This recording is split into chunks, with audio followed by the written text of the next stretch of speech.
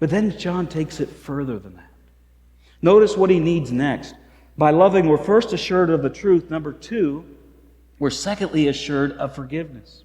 1 John 3:19 through 20 says this, "By this we shall know that we are of the truth and reassure our heart before Him. For whenever our heart condemns us, God is greater than our heart, and He knows everything." Here's where John goes next. John says, listen, it's not just that doubt creeps into your heart. Sometimes your heart can actually condemn you. Your heart can actually say, you've gone too far. There's no chance of forgiveness. God would never, possibly, with the things that you've done wrong, ever forgive you. I like that John is honest again when he says this. For whenever our heart condemns us, he says, listen, it's going to happen. There's going to be seasons in your life when guilt gets the best of you. When you're laying there in your bed at night looking at the ceiling and it's just weighing on you. And you're feeling those moments and you're feeling like there's no possible way that I can be forgiven. There's no possible way that God can forgive these things. Because if He only would have known how bad I was going to use His grace, He'd have never offered it in the first place. That's where our mind goes.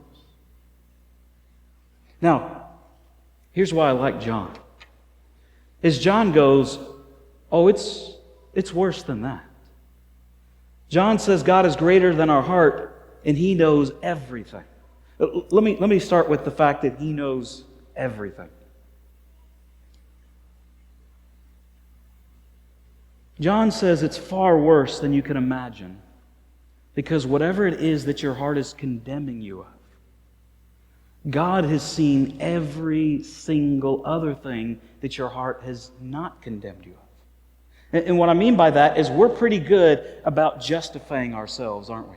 We're pretty good about explaining away, well, here's why I did this, and it wasn't that big of a deal. And yet John goes, no, it's bigger than you possibly realize. He knows everything. It's kind of like this. Right now, in my kids' school, technology has been incredibly different from the time than when I was in school. You see, when we were in school, what happened is if you got in trouble, your teacher would send a note home with you. Okay, they would write a note and send it, say, give this to your parents. They might send a letter. You might wait by the mailbox for that progress report if you didn't do so well in a class, hoping you might catch the mail before them, that kind of thing that would happen. Well, now with technology, I get updates about my kids hourly. I get updates about my kids daily. There's no secrets anymore. It'd be very rough and difficult to be a child in the school system today and keep anything from your parents, because they say, well, here's what they did, here's where they were talking in class, here's where they were standing on their head, and I go, yep, makes sense, that's mine, got it. You see everything. You know everything. And John says, listen, God has seen every single place that you have blown it. Every single one.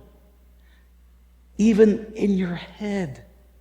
Even those little moments that the entire rest of the world doesn't know about. He knows about it. Now you start to feel like, oh my goodness, this is getting really bad. But that's why he says this. God is greater than our hearts. This is one of the best passages I've ever read in my entire life, that I come back to often in my own life, that I come back to often in the lives of many believers. I come back and I point to this. When guilt and condemnation is weighing in the life of a believer, which is who John's writing to, we come here and go, listen, I know that your heart is beating you up right now. I know that your heart is getting you to doubt God's forgiveness. But can you hear and understand that God is greater than our heart and that He knows everything? He knew you were going to blow it like that thousands of years before you ever blew it like that. He knew it. It didn't catch Him by surprise. So how amazing does that make Him that He would forgive us? And that's where John's going here. He's going, listen, God is greater. How much greater, how amazing is God that He would see us while we're enemies of Him, while we keep messing up time and time and time again, and yet He would forgive us? Oh, how amazing is this? By this we shall know that we are the truth and reassure our heart before Him. For whenever our heart condemns us, God is greater than our heart, and He knows everything. Here's what I want you to write down in your sermon listening guide. God's promises are not dependent, or they do not rest upon our feelings. God's promises do not rest upon our feelings. So we can take that to the bank. You can be encouraged by that when you're feeling guilt and when you're feeling condemned, you go and you cry out to the King of Kings, to the Lord of Lords, and you ask for forgiveness. And as John has already said earlier, if we confess our sins, He is faithful and just to forgive us from all unrighteousness. That's amazing.